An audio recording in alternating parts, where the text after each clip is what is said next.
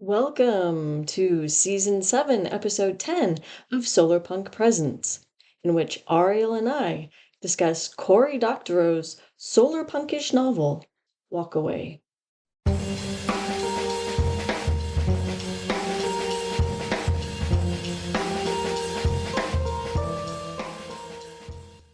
Hello, listeners. Welcome to our discussion of Cory Doctorow's 2017 novel, Walkaway. We're going to try to keep this discussion as spoiler-free as possible, but if you really want to read the novel before hearing anything that would weight your opinion about it, we advise skipping this one and coming back to it after you're done reading. Okay, Christina, let's get into it. So first, a description. Start us off. The setting is the somewhat nearish future. The situation is that the world of work has been savaged by automation, AI, and 3D printers, such that real jobs with salaries you can live on are few and far between. Also, there's a lot of pollution and huge swaths of contaminated land that have been abandoned because it's so toxic people would get sick and die if they lived there. At least without wearing a lot of PPE. So the kids are not all right. There are few prospects for them, which actually doesn't feel too different than now, gotta say. The whole grow up, get a good job, support a family arc hasn't really been available since 9/11, but in Walkaway it's dialed up to 11, so it's a huge part of the way that the society runs. Since 9/11? Oh, that arc began to die in the 70s, when it started to take two incomes to keep a family afloat, creating an entire generation of lower and middle class latchkey kids that everybody freaked out about. Anyway, by the beginning of Cory Doctorow's book, it was far past time to do the late 21st century equivalent of turning on, tuning in, and dropping out. Walking away. Which, I will say, is an available option to these protagonists because technology has progressed to a point where people don't need to work to survive anymore. There's an endless supply of renewable energy, and 3D printers will make anything that you need. So, like food, clothing, shelter, everything in between. And recycling technology works like magic. Dump a bunch of scavenged junk in, and out comes sets of perfectly pure and separate feedstocks for the 3D printers. All you need is access to all of this. And there's the rub. Because meanwhile, the super rich elite, who are so rich that they make Elon Musk look poor, maintain their perch at the top of the quote unquote default society through massive surveillance and repression and the upholding of social norms. Being a walkaway is generally looked down upon. Like, why would you ever want to do that? So instead of a post-scarcity future, which would be totally achievable through the futuristic technology, it's instead just accelerated the growing divide between rich and poor to a point where those who are rich don't even act like humans anymore. Any more? I think it's always been true, though, that money can turn you not quite human. But in Walkaway, the uber rich aren't bothering to hide it or pretend to hold societal values. So instead of fully automated luxury communism, it's fully automated neo-feudalism. And the people at the top, who they call the Zota rich in the book, are kings in basically all but name. For those of you who don't nerd out to SI prefixes or prefixes of the International System of Units, Zada kind of seems like a cross between Zeta, which I may be pronouncing incorrectly, which is 10 to the 21, because I always worked in in the minus range, in like 10 to the minus range, not in 10 to the plus range. So Zeta, which is 10 to the 21, and Yada, which is 10 to the 24. By comparison, a trillion on the short scale, which is the one we use in most English-speaking countries, is only 10 to the 12. So that is an unfeasibly large amount of money for anyone, much less a handful of anyone's, even in the nearest future. There just isn't that much money. I wondered where that appellation came from, actually. Zota seemed to kind of come from nowhere. I mean, it seems weirdly appropriate, but I didn't know why, and now I do. Well, I mean, that's my best guess. Unless he's referring, I mean, it is also a last name, so unless, Cory Doctorow is referring to a specific person, Hmm. but I suspect that it has more to do with the SI units. So, Okay. anyway, into this setting, three characters, or at least initially three characters, show up. Hubert, aka etc., because he has got a whole long string of names, Seth, and Natalie.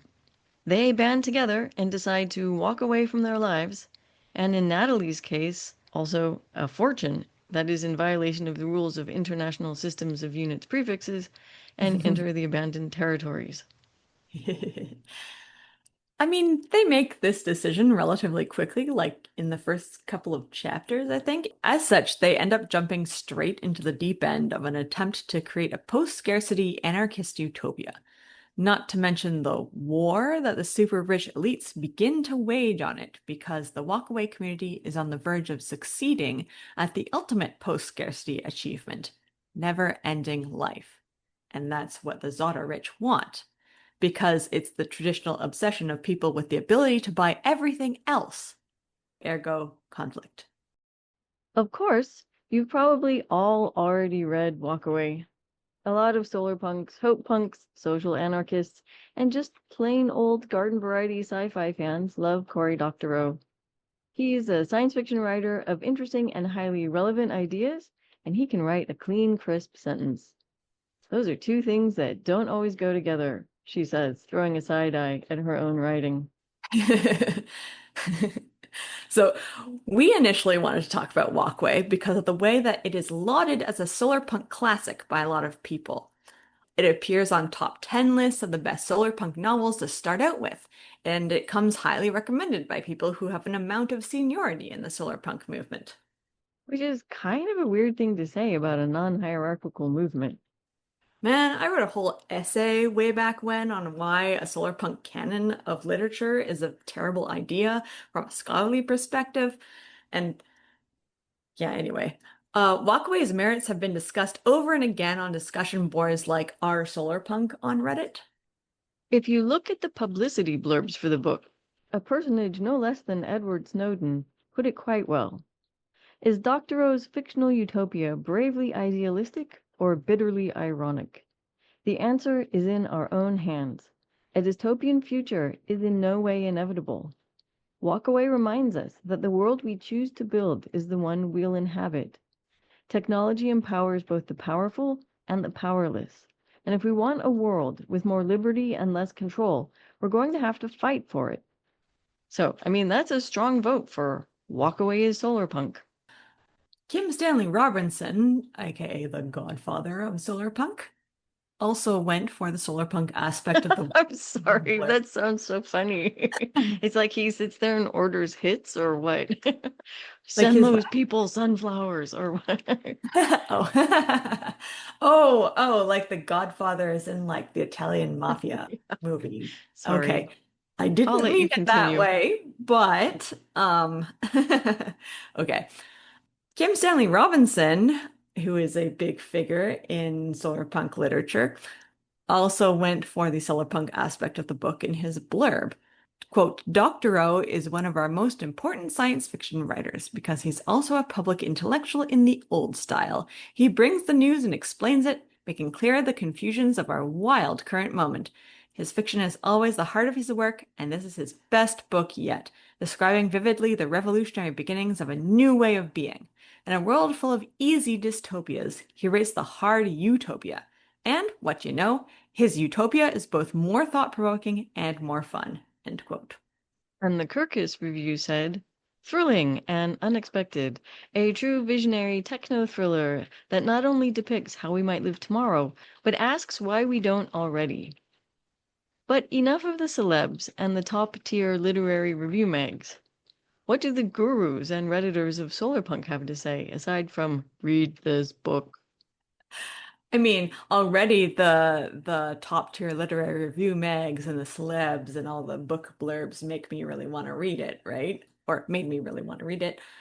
But also in, a post on Reddit that was discussing the merits of Walkaway, Andrew Gross, who I believe is the same friend of the podcast, Andrew Gross, wrote, quote, I really liked this, though I think that another one of his, The Lost Cause, is a really good compliment because it presents what I think is a more grounded portrayal of what building a solarpunk society in our world looks like. It's got less cyberpunk and more politics, but the cultural examination of our situation is really, really well written. I Highly recommend it, especially as a kind of companion to this one, unquote. Serena Ulibarri has also talked a little bit about this book. So, in some solarpunk writing prompts she posted on her website, she was really intrigued by the migratory aspect of the book. I mean, the characters are always picking up sticks and moving for various reasons. And she wrote, a couple of my cousins recently decided to sell their home, quit their jobs, homeschool their kids, and travel in the country in their RV full time, working a few seasonal jobs to support themselves. They made this radical lifestyle change because they recognized the absurdity of working long hours at a job you hate to pay for a house you hardly stay in and to support a family you never see. Sorry, I got to break and say, guys, this almost makes a Fight Club sound solar punk. But anyways, the, to continue on with the quote from Serena, this strikes me as a very solar punk thing to do, though it would be more so if the RV were fully electric, and possibly even a precursor to the walkaway culture depicted in Cory Doctorow's cyberpunk/solarpunk novel. Imagine a world where this kind of migratory lifestyle was more common, perhaps even necessary, where cities are uprooted and the roads become the real communities. Imagine fleets of solar-powered RVs, caravans sharing a portable wind turbine, highways built to both maximize travel and minimize damage to the land and wildlife. Oh, that's interesting. She's not just saying, here I am graciously recommending this book to you. She's like, hey, see where you can take this interesting idea and run with it. Well, she is a solar punk, Well, next up is ALXD. aka Pavo Engay, who we interviewed back in season 5 in an episode about tech and solarpunk narratives. If you caught that episode, or if you keep up with his website and his solarpunk prompts, you know he loves his solarpunk and he knows his stuff. He really does know his stuff. ALXD recommends Walkaway on his blog in a post about literature for the solarpunk-curious. He says, and I quote, regarding the solarpunk aspect of Walkaway, the characters from the book decided to leave the capitalist cities, the titular Walkaway, and create their own sustainable outposts using open technologies. They use real-life open-source blueprints published by the UN and NGOs around it, originally for Global South refugees, not people giving up the comforts of the city. The characters create their own communities, learn how to get closer to each other, and share their hopes and fears, building something new together. They collaborate with other outposts all around the world, avoiding hierarchies and violence. If they cannot agree to what they see around them, they have again the right to walk away. Unquote. But Pavo also points out that while this is as solarpunk as solar panels on the community garden toolshed, my simile, he also notes that about half the book is more post-cyberpunk than solarpunk. That would be the whole fighting the Zada surveillance state half of it, as well as learning how to upload people and then later download them into new bodies. I first encountered Doctorow collected a post-cyberpunk anthology, and I was very impressed. I really enjoyed Little Brother, which is the first of a YA series that he wrote back in the George W. Bush years, which included practical instructions on how to set up an onion router, which is basically a network which encrypts and then randomly bounces communications through a network of relays that are run by volunteers around the globe. This was before Tor web browser or VPNs were widely available, so it was very cool. So you couldn't be tracked by your IP address. His books tend to lean towards giving people the tools to resist surveillance capitalism, and they have very lefty messages like pro-union, pro-privacy, pro-autonomy for kids. I'm a big fan. Speaking personally, though, I found that Walkaway had ultimately kind of a weird message, which is that humanity won't be free until we have unlimited solar power and 3D printers for everything, and the ability to live forever via transfer of our minds into newly grown replacement bodies. And that seems like an excessive and a demoralizingly unobtainable take on post scarcity. I do like the thought experiment, though. The idea of just walking away is so appealing to people.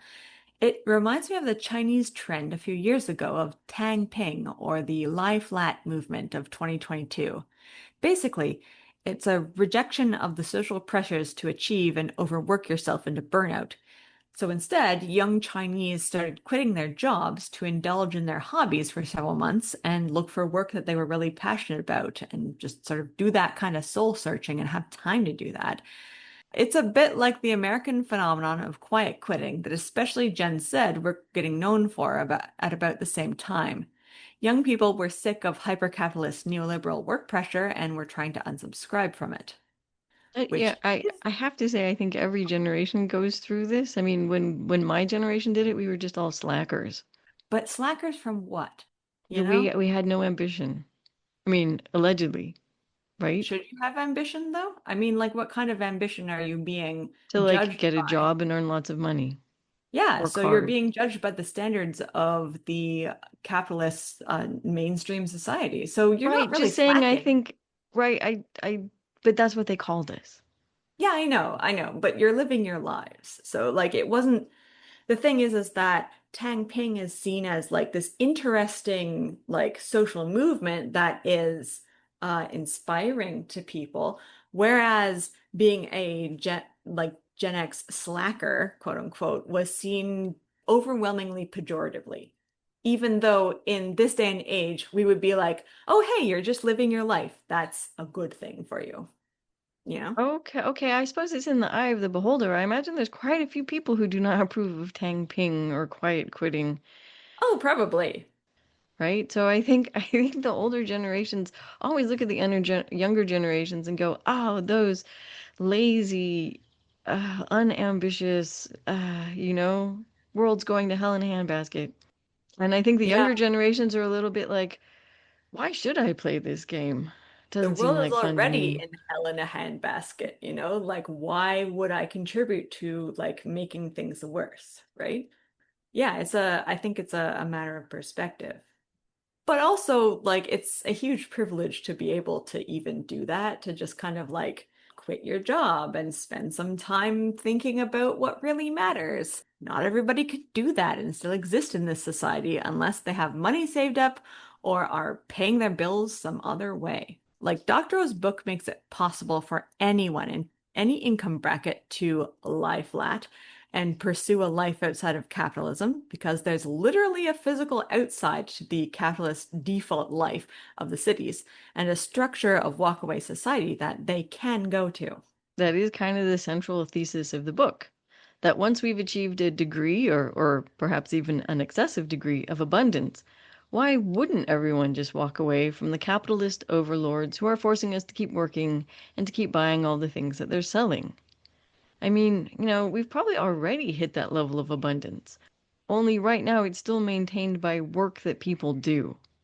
But in the book, it all just sort of magically happens thanks to solar power, recycling vats, and 3D printers. The Hmm. sort of work that people do in the book, or at least the people who have escaped into the contaminated wastelands, is just the equivalent of icing on the cake. Running cafes, doing some gardening, telling the 3D printers what to print, scavenging the materials to throw in the recycling vats. And the sort of scientific research I would label as engineering research, that's There's trying to a lot of figure out how to coding. upload. Hmm? Sorry, there's a lot of coding also. Like, Yeah, I mean, I don't call that science. I call that all engineering because it's not trying oh, to I it's not bet. trying to explore the world. It's trying to solve a specific problem. But Fair. anyways, and then you of course have the unavoidable work of child rearing. So, not to mention that there are wastelands, so places that are pretty accessible to people in the North American cities at least. So, not only do walkaways have somewhere to go, they can do it really easily. And we mentioned in the beginning that a lot of the wasteland was like toxic wasteland where you couldn't live. Well, there's lots of non-toxic wasteland too, conveniently. So to me, not only is the advanced technology the quote unquote novum or fundamental difference that is the impetus for the science fiction aspect of the novel, but the wilderness is as integral to the book's plot as the foil or enabler of the walkaway lifestyle as the advanced technology is. So this is a bit of a throwback to our episode where I talked to Dr. Denny Kerber about eco-criticism, by the way, because I have that hat on as I'm thinking through this aspect of the text. Historically, the wilderness has functioned as a place of desolation and danger, where scapegoats and the people cast out of society had to live away from human technologies, even crude ones that made life better. It wasn't a place that you wanted to be. The wilderness, as a concept, functioned to signify a place of excommunication or abandonment, and nobody would choose to be there.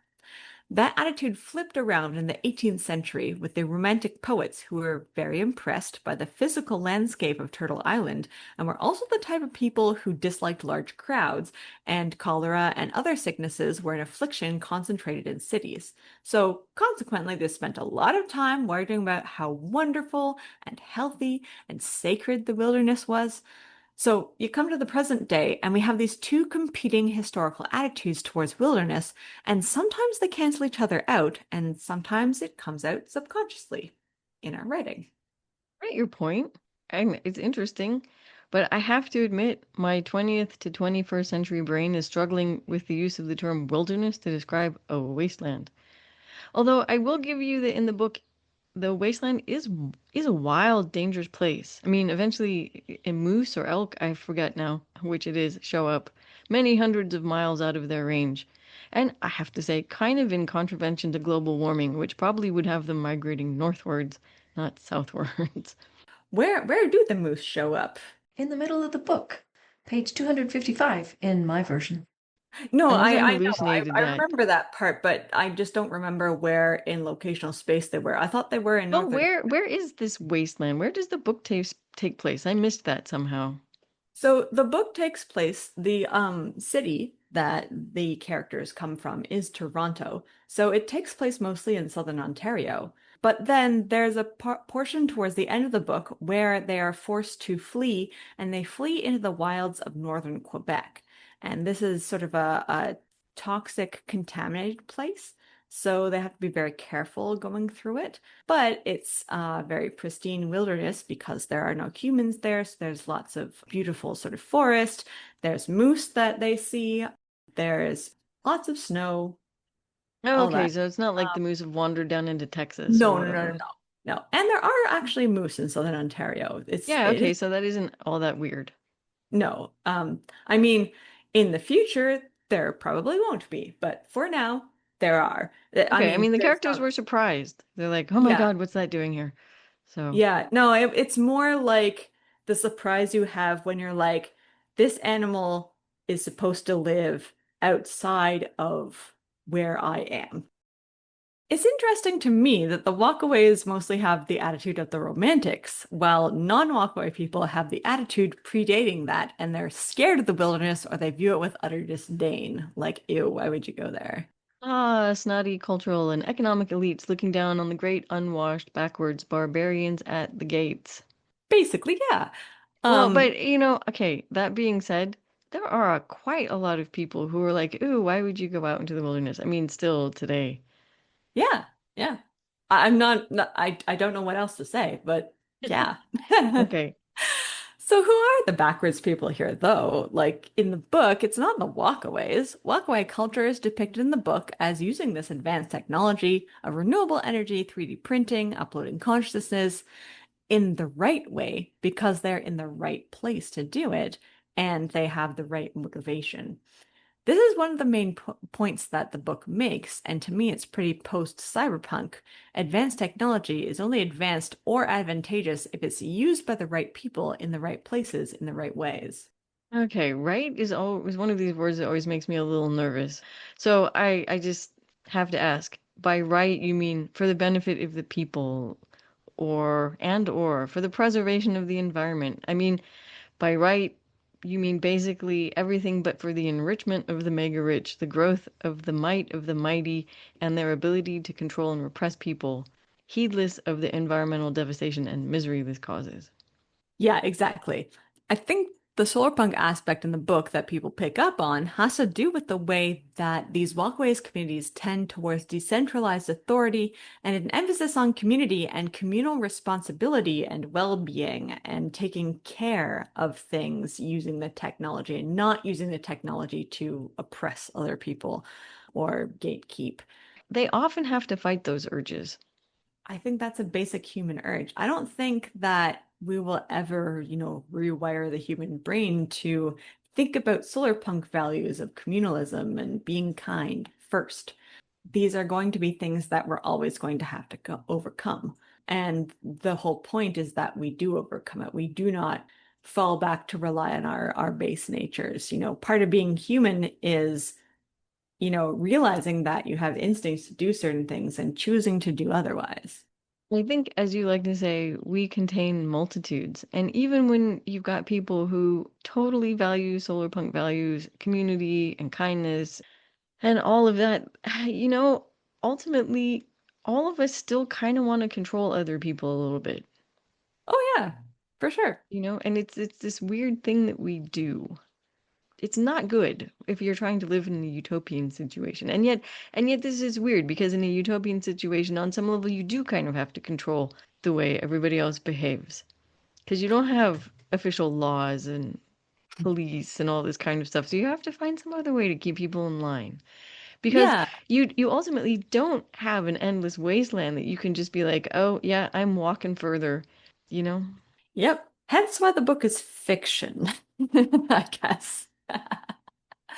But yeah, this is where I could insert an entire spiel about how like the humanities are really important because people need to develop the critical thinking that is necessary to interrogate these impulses within themselves when they feel themselves feeling them and like why do I feel like I need to be in control in this situation and blah blah blah blah that kind of stuff.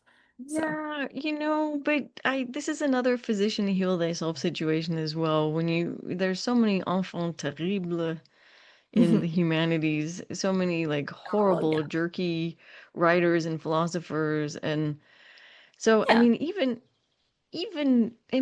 some of the people I trust the less are the people who are most loud about saying things like, "I support women" and blah blah blah blah blah. You've met these people. I'm sure you've Yes, met these people. I have. People who are very loud about Hmm. their, like good politics and And then the don't, wonderful things they do. Yeah. yeah, and don't interrogate the way that they actually live. They do not adhere to those good politics in their own lives. You can never really like monolithically typecast an entire sort of like group of people, right? So there's always going to be bad people within a group that you say is supposed to be good. So like in walkaway culture, there's definitely people who try to take advantage of these situations. Like, what's his name? Jimmy.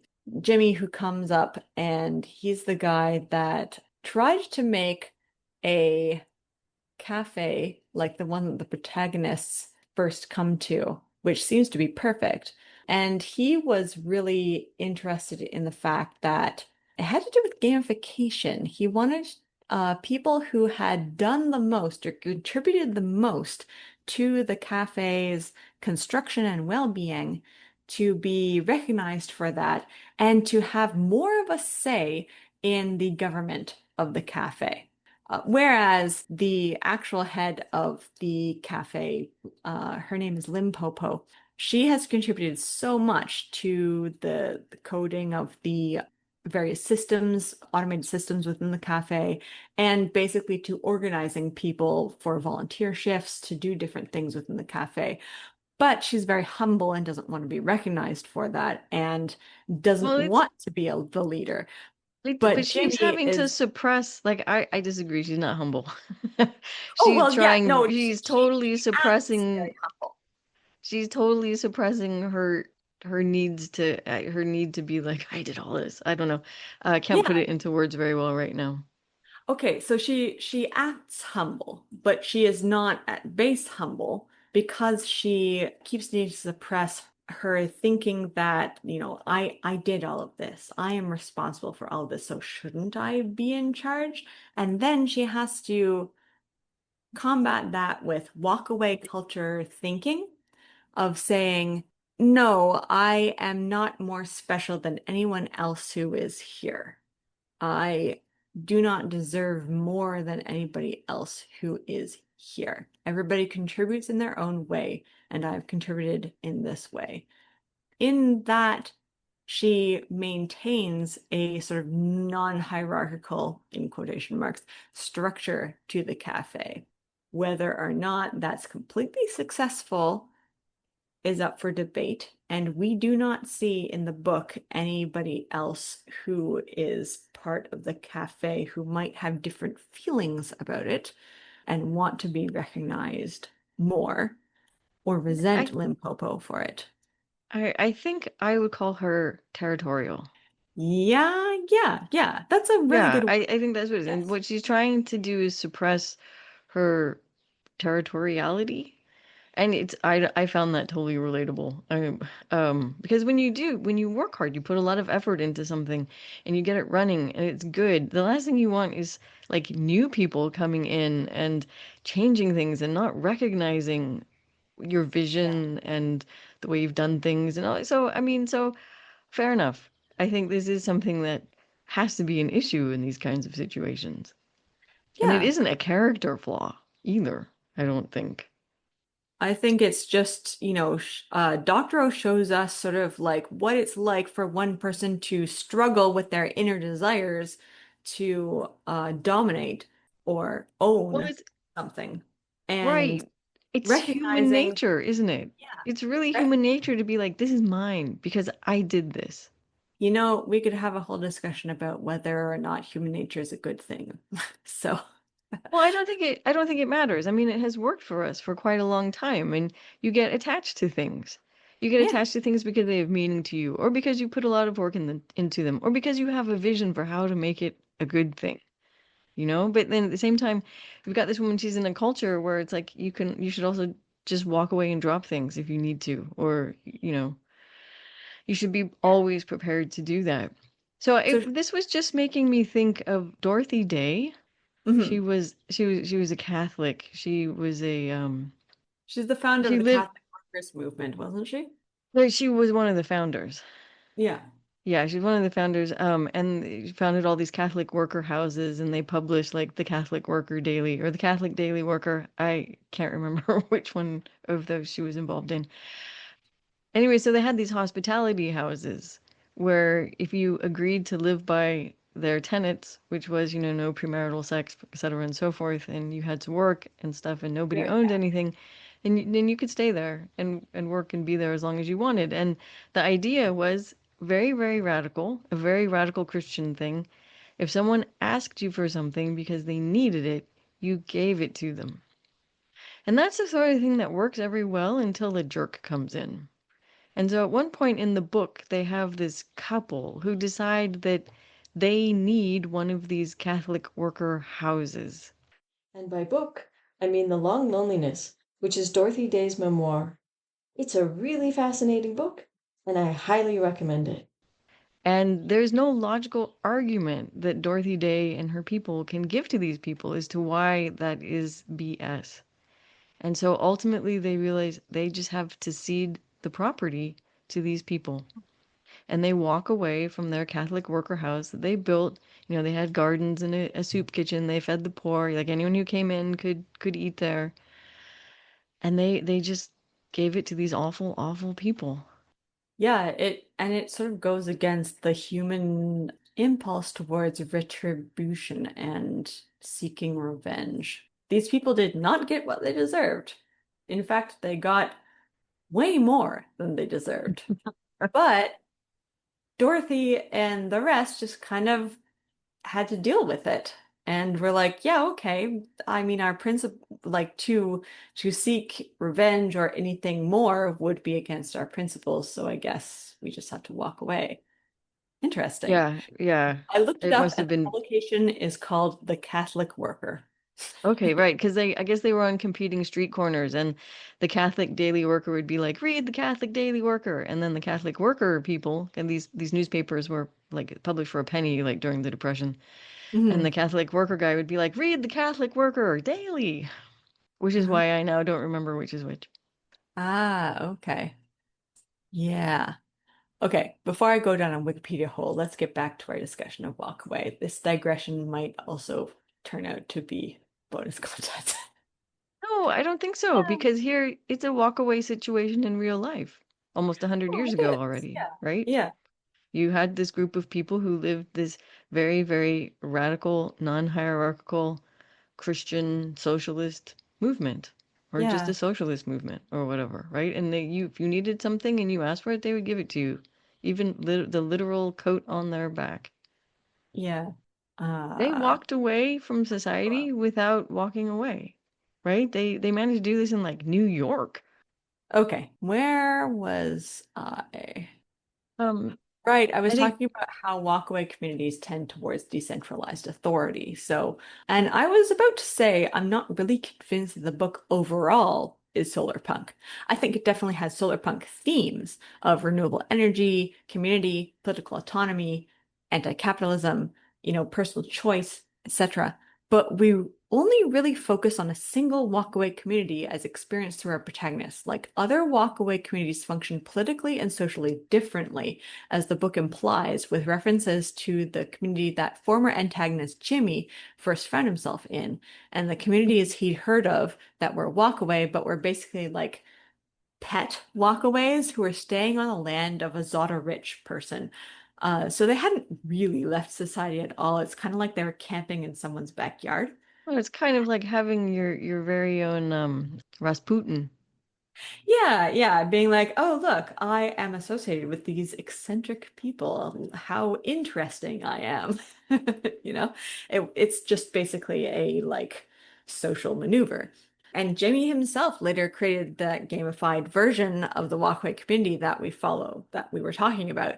And we get a brief glimpse of a walkaway cave community of academics a little bit later. I mean, it's just mostly while they're being evacuated, but it is something that exists and it's different. Walkaway society isn't cohesive, so I don't think it would work if it was, but they aren't united in principles the way that we might think of a similar solarpunk landscape of communities who may interpret the values of solarpunk differently, but are all at least united at base by solarpunk social mores. What I liked about the book is that it illustrates the final violent expiration of capitalism, in which the queers, the non-conforming, the anarchist techies, the anarchist non-techies, the community gardeners, and the people who love recycling win and create a post-scarcity, post-death, post-racist world of love and community. Although I wasn't keen on the post-death part of it. I felt like that shot past the realizable solar punk part of the book and off into an unrealistic future, focused on immortality via uploading and downloading people into the cloud or into newly brewed bodies, which totally does not feel solar punk to me. Yeah, that's a pet peeve of mine, actually. Uploading consciousness would fundamentally change a person. I think Doctorow is actually the first science fiction author I've read who comes close to my expectations, but still falls short in that the people uploaded are still fundamentally themselves. Like, though they're changed, they retain the same speech patterns, proclivities, and interests as their embodied selves. But I think that just wouldn't happen. Like, our minds and bodies are way too interconnected for that. Consider the recent discovery that gut biota and what we eat basically dictates our mental state to the point where changing up one's diet can possibly affect mood disorders like depression or anxiety. Our experience of our bodies is what makes us who we are and influences our actions and decisions.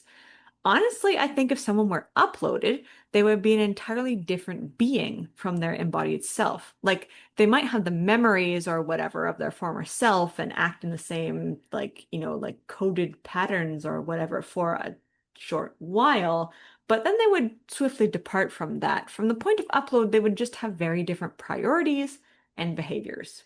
Weirdly, Ray Bradbury had a story published in 1951 in his book, The Illustrated Man, that touched on exactly this. I repeat, 1951.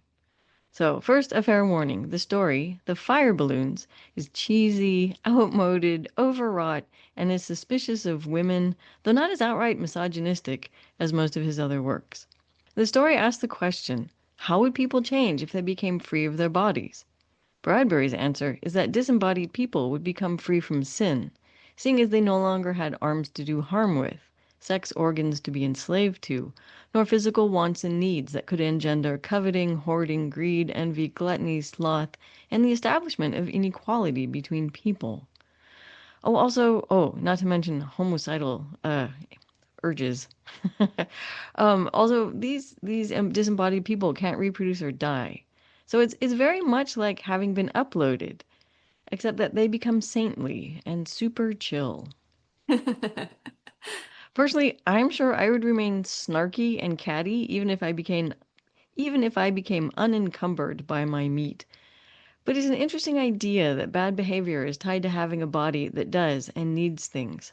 I mean, I would add that thesis that good behavior or experiencing pleasant emotions is also tied to having a body. Like, laughter releases a ton of brain chemicals, right? Would there actually be any need to laugh if you didn't have that?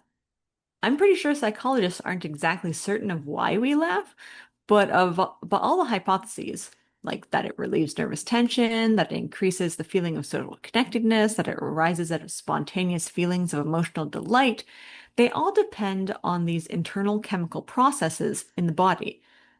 Feeling social connectedness, like if you're post-human, why would you even need that?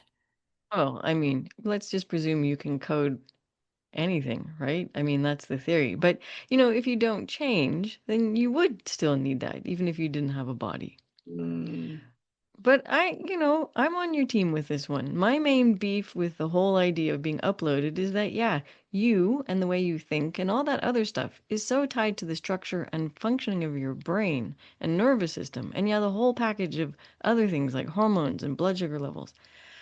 I don't see how that could be simulated for you if you were living in the cloud. You wouldn't be you anymore. And, and then dumping your mind into a new brain, I mean, biologically, they just don't work. That just doesn't work. I never mind the logistics of accessing and recording all of your memories and storing them in a similarly retrievable, yet not always easily retrievable manner. How would you learn, right? How quickly and you learn and what you're good at, all that, that is so integral to a person's personality. And yeah. I just feel like this sort of stuff would get lost if you just uploaded somebody.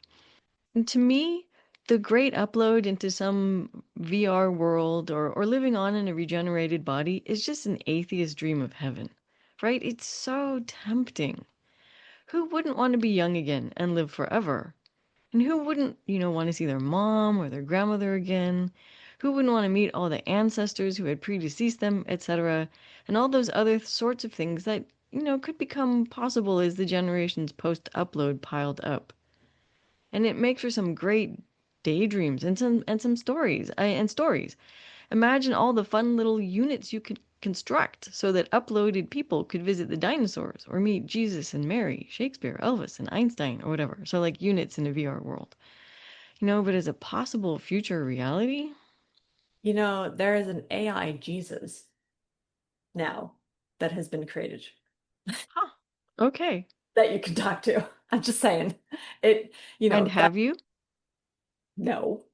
But yeah, but see, this is exactly the sort of, it's like, who would you invite to your fantasy dinner if you could invite anybody from across human history, right? These sort of questions they throw out to celebrities they're interviewing, But that's right? it. It's just the fantasy. It's so childish. Like it's just like it doesn't work that way, you know? Like or Well, well, but it could in virtual reality with AI.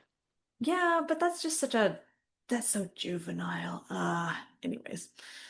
I was also a bit, as I was reading Walkaway, because if no one ever needs to die because their minds keep being transferred into newly regenerated bodies, then people had better stop having babies.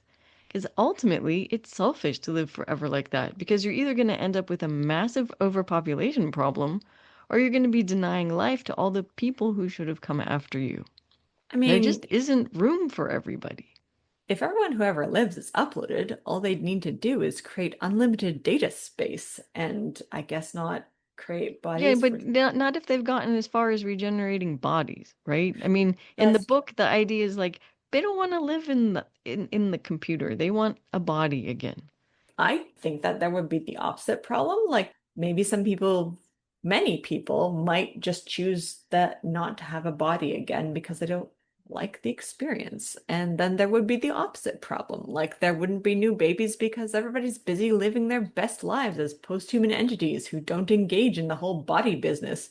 So that would be one way to rewild the planet, I guess.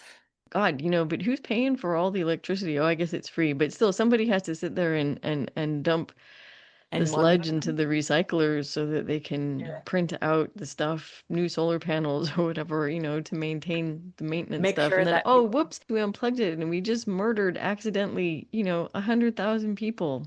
Oops, oops. sorry. Or, like due to climate change. Oh, I'm sorry, there's a wildfire near your data center and everybody has melted.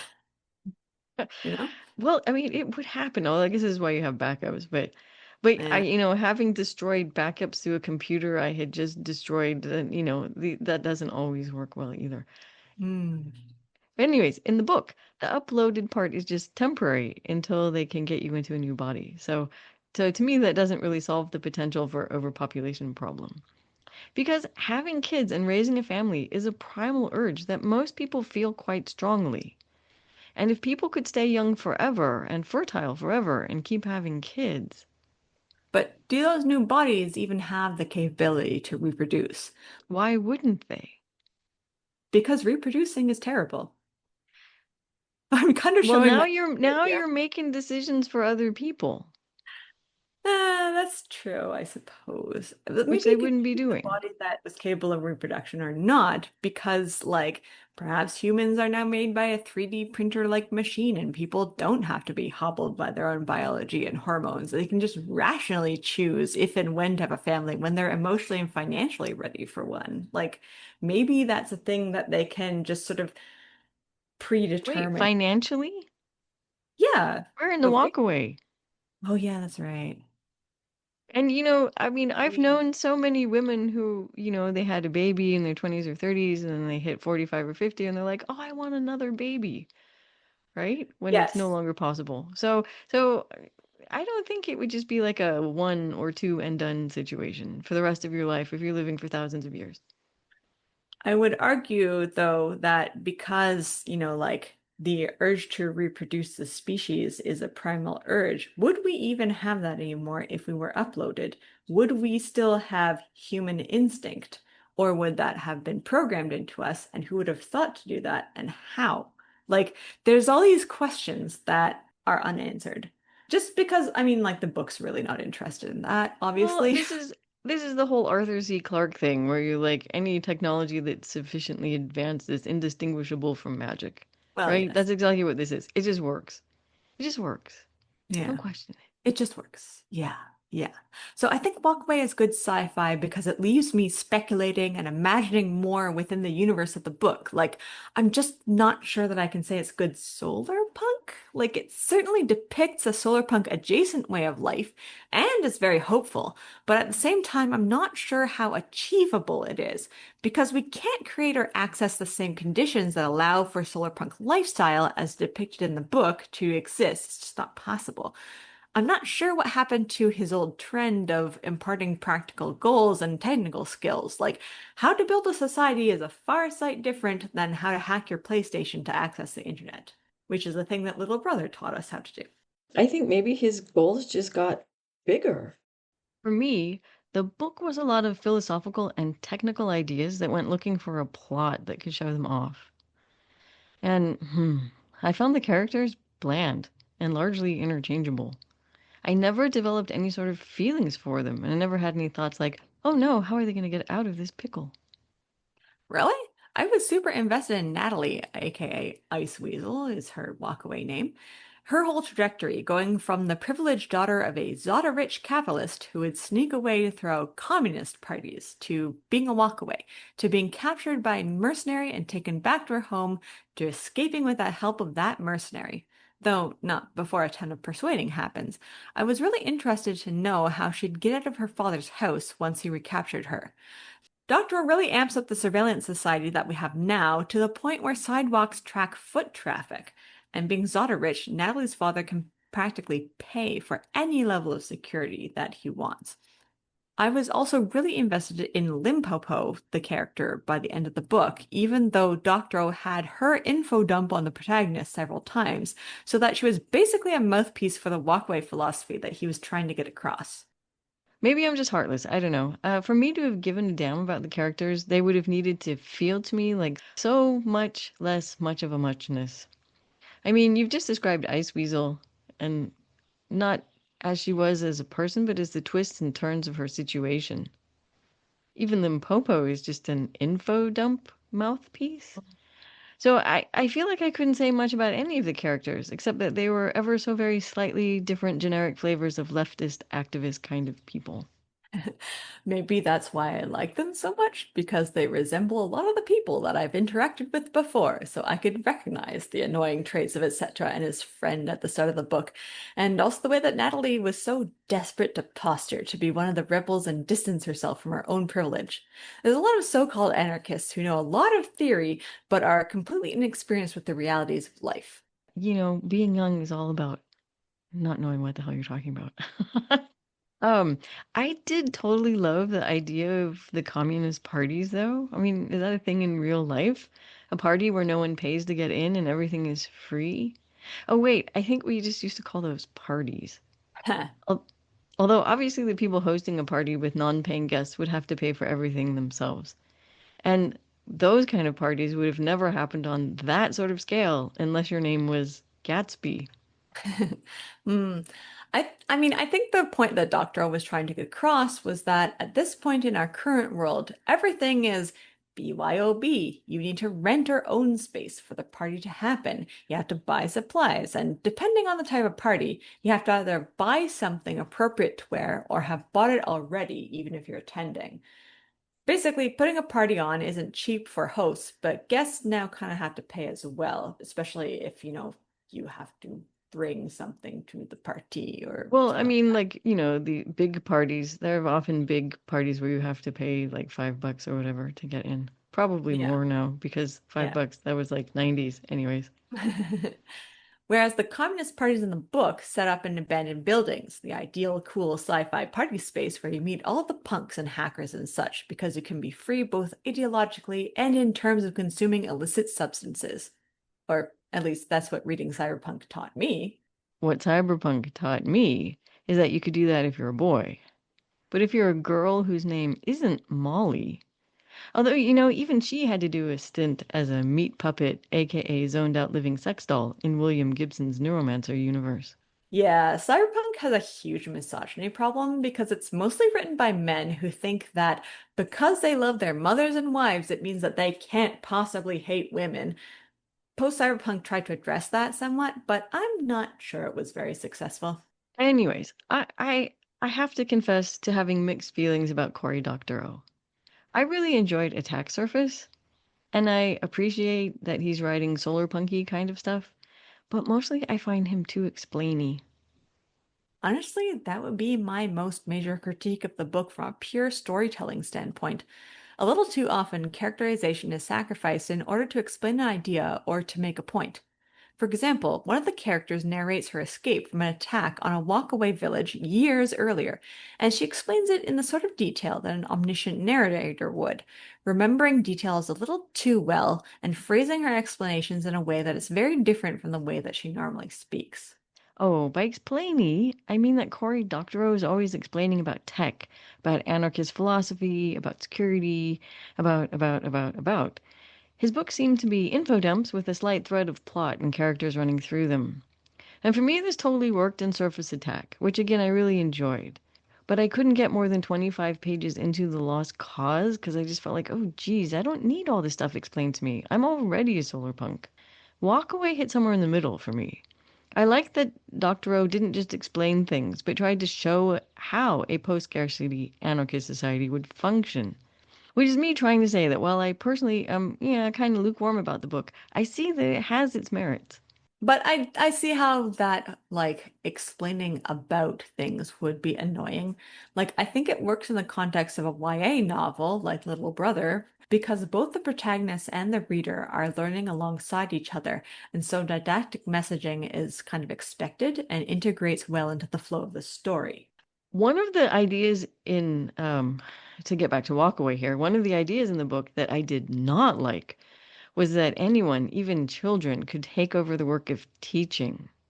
So I'd love to live in a society with a flat hierarchy, but I would still like to respect the work and knowledge of experts. And I realize that not all certified teachers are good teachers. And I know the education system that we have fails an awful lot of people. But certified teachers, at least in principle, have learned the subject matter they're teaching. And they wouldn't be in danger of drilling, say, incorrect mathematical principles or fake physics into their students' brains. Also, at some point, students reach a point where they need the knowledge of an expert in order to go further.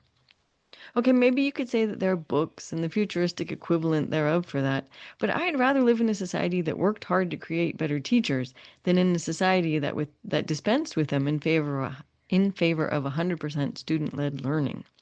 For one thing, how can you know what you need to know if you don't know what you don't know, or that it even exists? Does that make That was sense? hard to follow, but I Okay. think I got it. But wait, it's a little bit like that awful guy. Was that Dick Cheney who's like there are known knowns and unknown unknowns and known unknowns or whatever? It's kind of that sort of thing. Oh no, actually, that was Donald Rumsfeld, another fabulous guy. Too many negatives there. No, so Maybe. it's like, how can you know what you need to know if you don't know it exists? Okay, all right. I see what you're saying. You need to know the right question, but in order to know the right question, you need to know that the thing that you need to question actually exists. Or you just need an expert. Yes. Uh, because I'm glad you brought that up because that bothered me too. Like, just because someone's very good at a thing does not mean they're actually good at teaching it at all. See, most of my high school math classes, like, I think most of those people just automatically got math or had a proclivity towards it. And so I frustrated them because my brain wouldn't just catch on after one explanation of an equation. I get that student-led learning is important, and having a conversation together as equals really encourages learning and emboldens students to try out what it's like to teach others. Especially since we live in an era of disinformation and misinformation, not to mention AI messing up people's basic capability to rely on their own mental abilities. I too would like to see a representation of a non-hierarchical society that nonetheless acknowledged and respected that they're experts in certain subjects. And that can be like beekeeping as much as philosophy. Experts come from all different walks of life, and they should all be given the same level of respect because they earned it through their hard work and experience, and probably a lot of bee stings. Well, and also because they have learned from other people. Well, yes. Right? So interestingly, here in Germany, there are courses by which you become a beekeeper, and they're available to anyone who has a spare couple of weeks and enough money. And if you want to sell your honey, even in an informal capacity, there's a huge bureaucracy you have to engage with, for better and for worse. Sort of the equivalent of a guild and a food standards agency rolled into one that makes sure your jars and labels are properly formatted, your goods are fairly priced, and that the honey is the kind of honey you say it is, and that it doesn't have too much pesticide residue in it, and that sort of thing. So, Oh, I mean, wow. so this is another thing that I'd love an anarchist to explain to me how they're going to uphold standards. I feel like you can't get that from a single anarchist.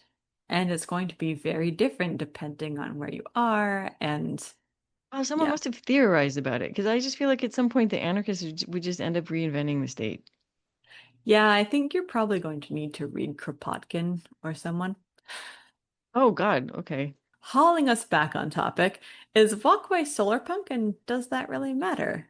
Because I think we can agree with most of the solarpunks who have posted about it, like the people who called it solarpunk, but it's mixed with cyberpunk or something along those lines. Yeah, I'm not sure it matters whether or not it's solar punk. I think, for all that I've complained about, I do think the book is worth reading. It's got interesting ideas in it. The worst charges I can hurl at Walkaway and at Cory Doctorow is that he can be too explainy, and that I personally find his characters bland and somewhat indistinguishable from one another. But he has so many interesting ideas that he explores in such detailed and tangible ways in his novels. And that's definitely worth the price of admission, even if he jumps the shark and walk away with the post-death stuff. I mean, and his writing is clear and down to earth. Like, I, for one, found the characters really interesting and got attached to them. So when bad things happen, and they do, there's no such thing as plot armor in this book, I was on the edge of my seat. Plot armor?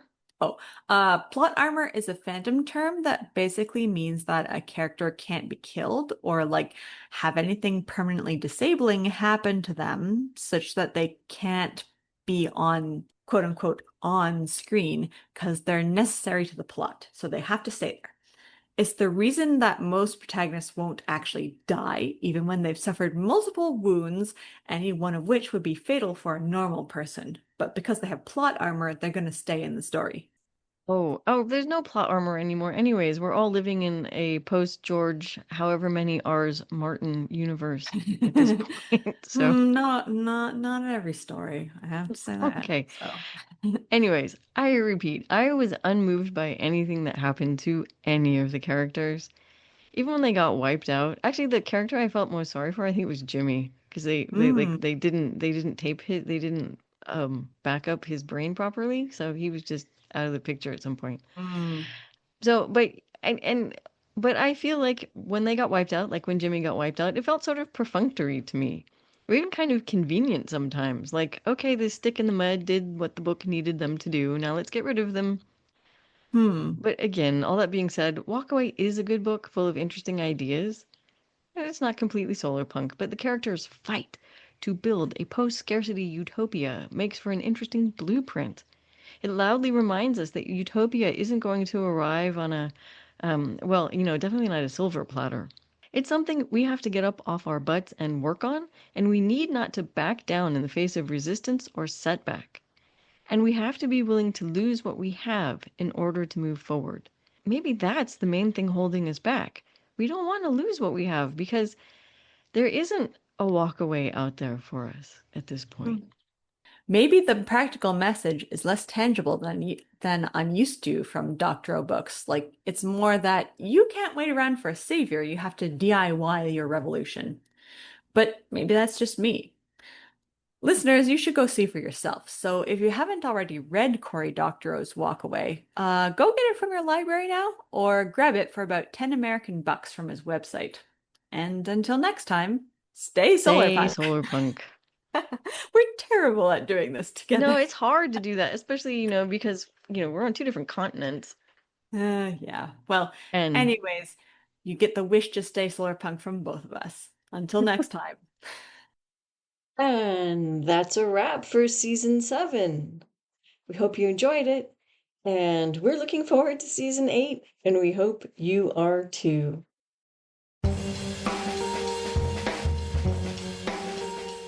thank you for listening to Solar Punk Presents, a podcast hosted and produced by Ariel and Christina De La Rocha. The audio for this episode was recorded in part on the traditional territory of the neutral Haudenosaunee and Anishinaabe peoples. And in Germany. The opening and closing music for this podcast is Water Cooler Gang by Monkey Warhol, available for use under the Creative Commons Attribution 4.0 International License.